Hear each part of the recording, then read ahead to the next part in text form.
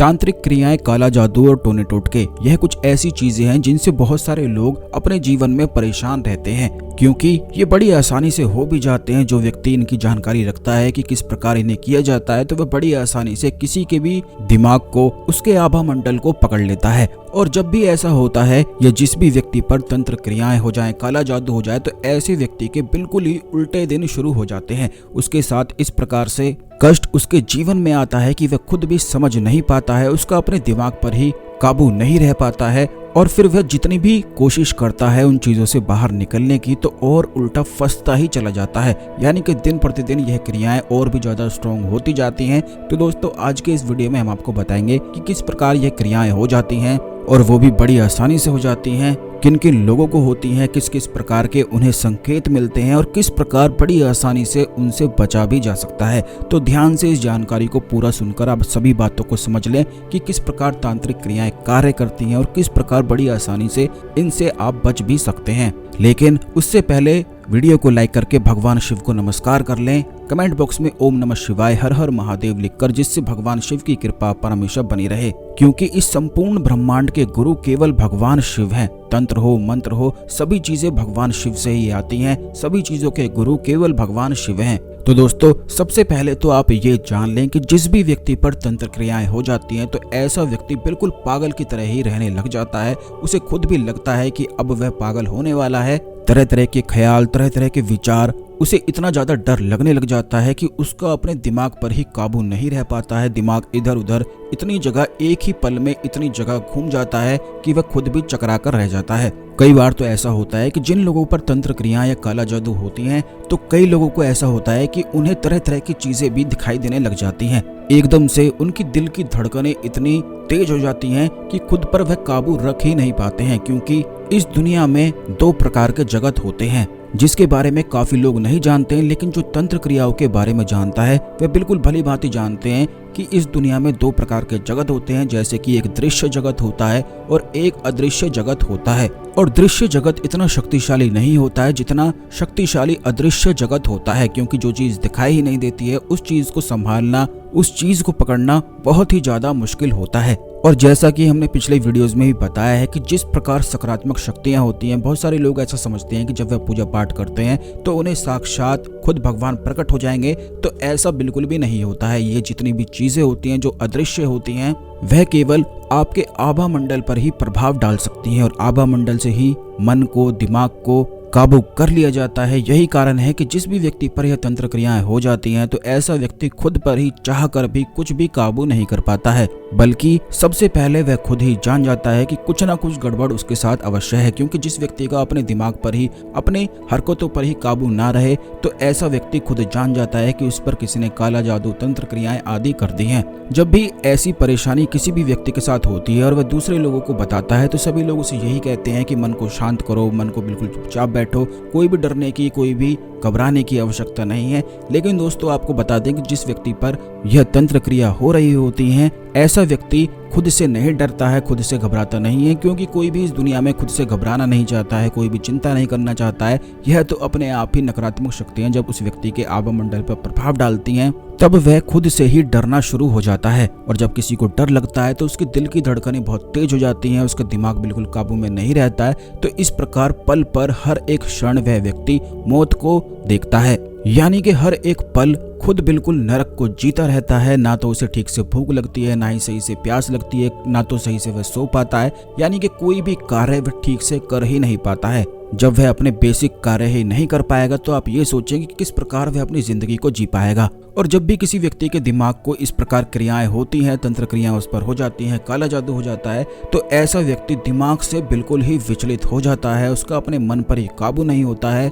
वह सोचना तो अच्छा चाहता है, लेकिन जिस प्रकार तांत्रिक क्रियाएं हो जाती हैं, काला जादू हो जाता है, तो सामने वाले जिन्होंने उस व्यक्ति पर किया होता है, तो वही उसे विचार, ख्याल इस प्रकार से देते हैं कि उन्हीं को केवल वह सच मानने लग जाता है। तो ये चीजें होती हैं जिस व्यक्ति पर होता है। अब इसके संकेत किस प्रकार मिलते हैं, तो सबसे पहला संकेत इसका ये मिलता है कि अगर आपको खाना खाते समय कंकर, पत्थर या कोई भी ऐसी चीज जो किसी और के खाने में ना आती हो लेकिन आपके खाने में सबसे ज्यादा अधिक आती है, तो आप समझ जाएं कि आप पर तांत्रिक क्रियाएं हो चुकी हैं या फिर इसकी शुरुआत हो चुकी है। अब दूसरी चीज ये है कि लगातार ही अगर आपके दिमाग में चिंता, परेशानी, घबराहट बनी रहती है, रात को बिल्कुल ठीक से नींद नहीं आ पाती है, रात को अपने आप ही पसीने छूटने लग जाते हैं, तो बस आप समझ जाएं कि इसकी शुरुआत हो चुकी है। तीसरी चीज ये है कि अगर आपका दिमाग, जो आपका मन है, वो अपने आप ही इधर उधर भागता है, बिल्कुल भी आपके कंट्रोल में नहीं रहता है, नकारात्मक ख्याल, विचार आपके मन में अपने आप ही आते हैं और बहुत ज्यादा चिंता आपके मन में करते हैं, यह बहुत ज्यादा परेशानी आपको होने लग जाती है, तो बस ये संकेत करता है कि सामने वाले किसी न किसी व्यक्ति ने आप पर कुछ किया है।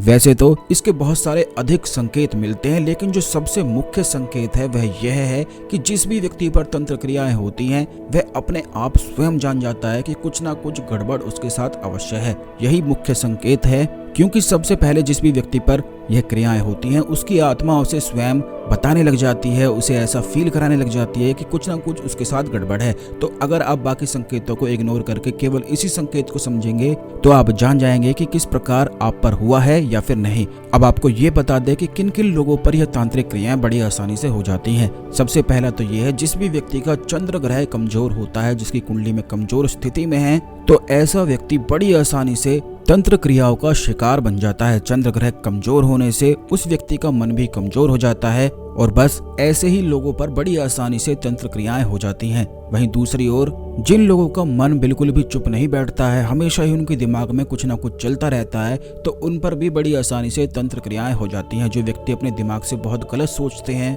यानी कि दूसरों को नुकसान किस प्रकार पहुंचाना है, दूसरे को किस प्रकार परेशानी देनी है, तो दूसरों को दुख देने वाले लोगों को भी बड़ी आसानी से तंत्र क्रियाएं, काला जादू हो जाता है, क्योंकि ऐसे लोगों का अपने आप ही चंद्र ग्रह कमजोर हो जाता है। अपनी हरकतों से वे चंद्र ग्रह को कमजोर कर लेते हैं और फिर बच नहीं पाते हैं। तो इस प्रकार यह काफी जगह कहा भी जाता है कि किसी का भी बुरा या गलत बिल्कुल भी नहीं सोचना चाहिए, क्योंकि सामने वाले का बुरा सोचने से उसका बुरा हो या ना हो, सबसे पहले आपका ही बुरा हो जाता है। इसलिए हम हमेशा अपनी वीडियो में बताते हैं कि अगर आपके साथ कोई गलत भी करता है, तो उसे तब भी आपको कुछ गलत नहीं बोलना चाहिए, मन से बिल्कुल भी नहीं बोलना चाहिए, क्योंकि अगर आप किसी को गलत बोलते हैं तो इससे आपका आभा मंडल खुद स्वयं कमजोर पड़ जाता है। और जिस व्यक्ति का आभा मंडल कमजोर होता है, जिसके साथ चक्र बैलेंस होते ही नहीं है, तो ऐसे व्यक्ति पर तंत्र क्रियाओं का होना बेहद आसान होता है। पिछली वीडियोस में हमने ये भी आपको बताया कि हर एक व्यक्ति का अदृश्य बिल्कुल आभा मंडल होता है, जिसे आप तो नहीं देख सकते हैं, लेकिन अगर आप एनर्जी डिटेक्टर की सहायता से देखेंगे तो अपने आसपास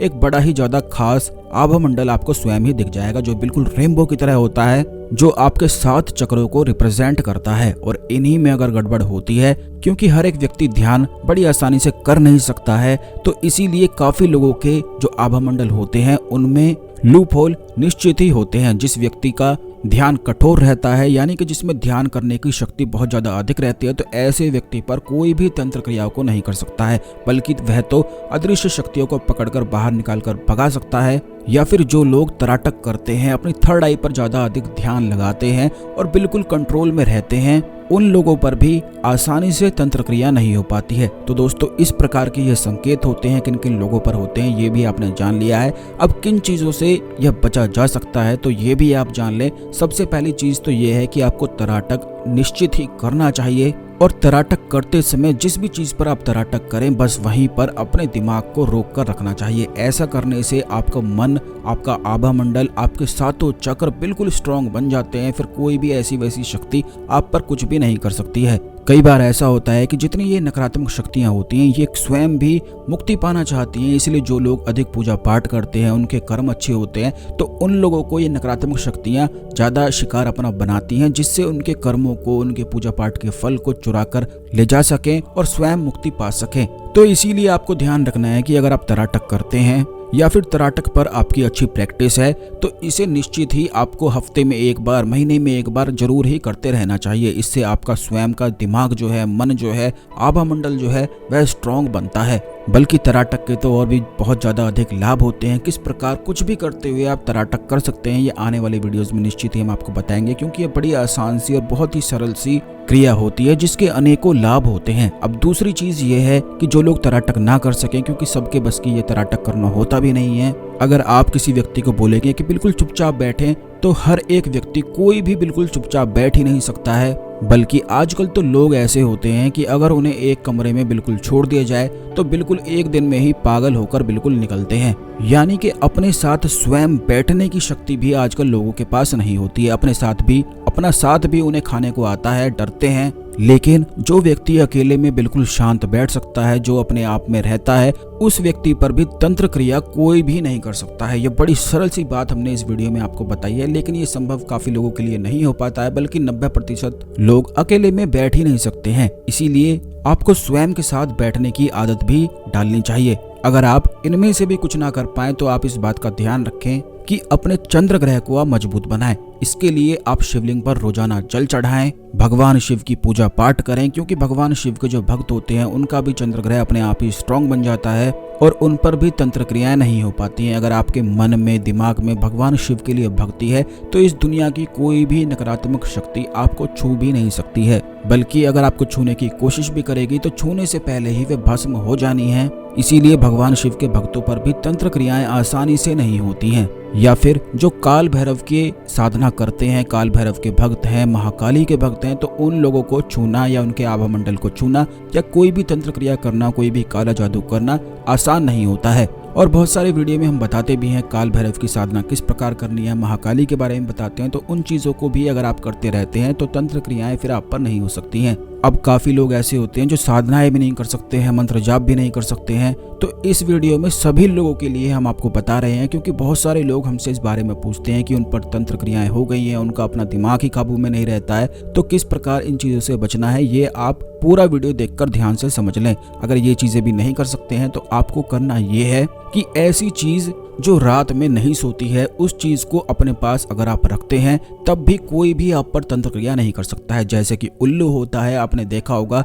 कि काफी तंत्र क्रियाएं उल्लू के माध्यम से ही की जाती हैं। जिस समय आप सो रहे होते हैं तो तांत्रिक उसी उल्लू का इस्तेमाल करते हुए जिन लोगों का मन मजबूत होता है, ऐसे लोगों पर अटैक करते हैं। तो अगर आप अपने पास उल्लू रखते हैं, अपने घर में उल्लू रखते हैं, तो इसके प्रभाव से भी कोई भी तंत्र क्रिया आप पर नहीं कर सकता है। अगर आप उल्लू नहीं रख पाते हैं तो केवल उल्लू का पंख भी किसी भी ताबीज में भरकर आप इसे पहन लें। ऐसा करने से भी हर प्रकार की नकारात्मक ऊर्जाओं से, तांत्रिक क्रियाओं से बचाव होता है। अब दूसरी चीज ये है कि अगर आप अपने घर में कोई काला कुत्ता पालते हैं तो ये तब आपको बचा सकता है जब कोई आप पर तंत्र क्रिया करने की कोशिश करे। जिन लोगों पर पहले से हो गया है तो फिर इसका कोई लाभ नहीं मिलता है, लेकिन जब शुरुआत अगर कोई करता है तब ऐसे में अगर आप किसी कुत्ते के आसपास हैं तब भी आप पर तंत्र क्रिया नहीं हो पाती है, क्योंकि कुत्ते को भैरव का, राहु का, केतु का, शनि का बिल्कुल प्रिय होता है। इसलिए शनि ग्रह के, राहु के, केतु के, भगवान भैरव के जितने भी प्रयोग होते हैं उनमें कुत्ते से जुड़े हुए कुछ ना कुछ उपाय अवश्य ही होते हैं।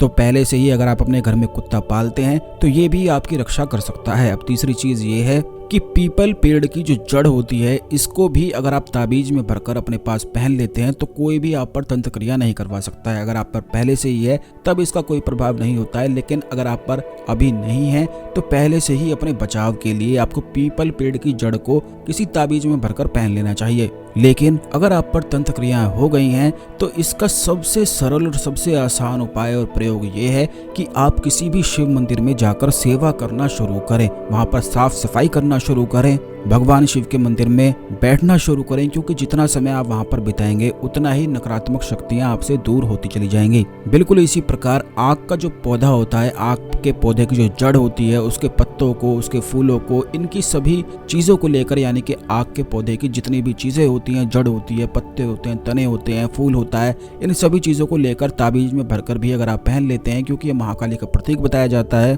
तो भी तांत्रिक क्रियाएं कोई भी आप पर नहीं करा सकता है। इन चीजों से पहले ही बचने के लिए आपको ये बचाव निश्चित ही करने चाहिए। जिन लोगों पर हो जाती है तंत्र क्रियाएं तो उन्हें निकलना थोड़ा मुश्किल रहता है, लेकिन निश्चित वह भी निकल जाते हैं अगर वह किसी ऐसे व्यक्ति के संपर्क में आ जाते हैं जो इन सब चीजों की जानकारी रखता है। तो इन चीजों से निकलना थोड़ा मुश्किल होता है, लेकिन बिल्कुल निश्चित 100% हर एक व्यक्ति इन चीजों से, इन परेशानियों से निकल सकता है। तांत्रिक क्रियाएं जो होती हैं, काला जादू जो होता है, ये किसी भी व्यक्ति के दिमाग पर अटैक करता है। यही कारण है कि ये बहुत सारे लोगों के लिए इससे निकल पाना संभव नहीं हो पाता है। क्योंकि दिमाग ही एक ऐसी चीज है जिस पर अगर कोई नॉर्मल व्यक्ति है वह भी अपने काबू नहीं कर पाता है, तो आप ये सोचें कि जिस पर अटैक हो चुका है तो वो कैसे इस परेशानी से अपने आप बाहर निकल सकता है। उसे केवल वही निकाल सकता है जो इन सब चीजों की जानकारी रखता हो। और आपको ये भी बता दें कि इससे एकदम से नहीं निकला जाता है, इसका पूरा प्रोसीजर होता है, पूरा उसको फॉलो करना पड़ता है, नियमों का पालन करना पड़ता है, तब जाकर वह व्यक्ति इन सब नकारात्मक ऊर्जाओं से, तंत्र क्रियाओं से, काला जादू से बाहर निकल पाता है।